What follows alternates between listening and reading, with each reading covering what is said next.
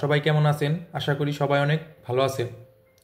আজকে আপনাদের সাথে কোনো ওষুধ নয়, বরং কনভিহেলার নিয়ে আলোচনা করব।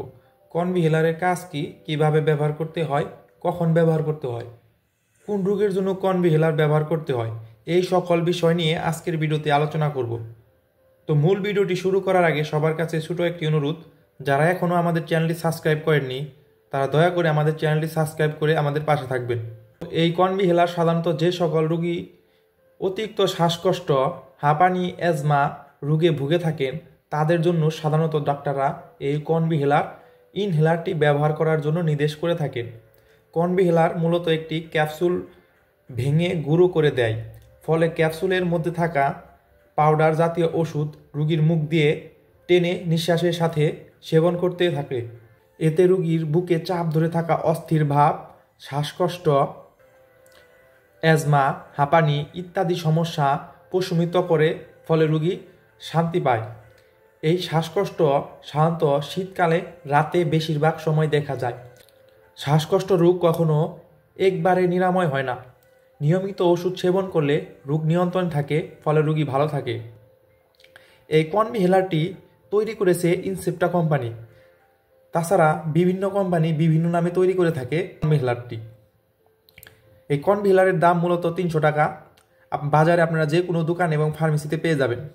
তো এই কনভিহেলার ব্যবহারের নিয়ম, কীভাবে কনভিহেলারটি ব্যবহার করতে হয়, ভিডিওটি না টেনে দেখুন। প্রথমে আপনাকে কনভিহেলারটি খুলতে হবে। খোলার পরে এরকম একটি, তো তারপরে আপনাকে এটিকে টান দিয়ে বের করতে হবে। বের করার পরে প্রথমে আপনাকে মেশিনটি এইভাবে খুলতে হবে। খোলার পরে একটি ক্যাপসুল নিতে হবে।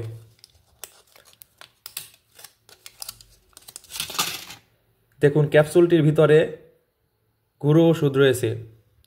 তো কনভিহেলারের কাজই হলো এই এক ক্যাপসুলটি ভেঙে এই পাউডারগুলো রুগীকে শ্বাসের মাধ্যমে সেবন করতে হবে। তো আপনাকে প্রথমে এই ক্যাপসুলটি এই মেশিনের ভিতরে এইরকমভাবে সেট করে দিতে হবে। এই দেখুন, ভালো করে দেখুন, এরকমভাবে সেট করে দিতে হবে। তারপরে এই ঢাকনাটি লাগিয়ে দিতে হবে। ঢাকনাটি লাগানোর পরে এইখানে লেখা আছে 180 ডিগ্রি বেগে ঘোরাতে হবে। এরকমভাবে ধরে আপনাকে এই মেশিনটি ঘুরিয়ে দিতে হবে। এরকমভাবে ঘুরিয়ে দিতে হবে।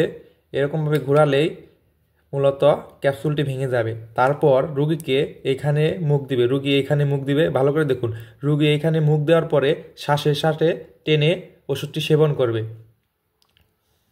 আবার এরকম রোগীর ওষুধটি সেবন করার পরে ক্যাপসুলটি এরকমভাবে ঢাকনা খুলে মেশিনের, তারপর ক্যাপসুলটি বের করে ফেলে দিতে হবে। এই যে ক্যাপসুলটি ফেলে দিতে হবে, এরকমভাবে ফেলে দিতে হবে। মেশিনটি এভাবে বন্ধ করে রেখে দিতে হবে।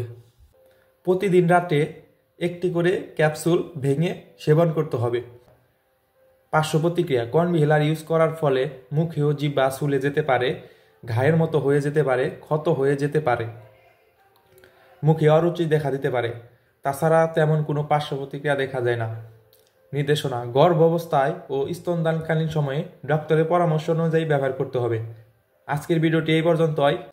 তো আমাদের ভিডিওটি আপনাদের ভালো লাগলে এবং আপনাদের উপকারে আসলে আমাদের চ্যানেলটি সাবস্ক্রাইব করে আমাদের পাশে থাকবেন। সবাইকে ধন্যবাদ।